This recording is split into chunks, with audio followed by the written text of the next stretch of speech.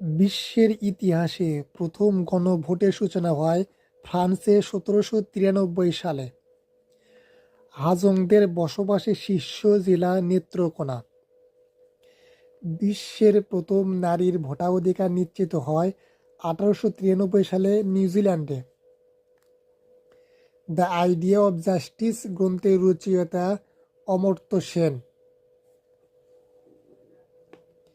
স্বাধীন ভারতের প্রথম governor general Lord Mountbatten. Pakistan রাষ্ট্রের জন্ম হয় ১৪ আগস্ট ১৯৪৭ সালে। তার পরের দিন ভারত রাষ্ট্রের জন্ম হয় ১৫ আগস্ট ১৯৪৭ সালে।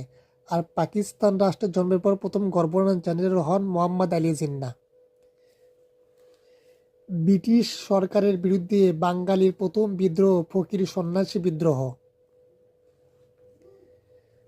সিপাহী বিদ্রোহের সময় দিল্লির বিদ্রোহী সৈন্যদের নেতৃত্ব দেন মুঘল সম্রাট দ্বিতীয় বাহাদুর শাহ।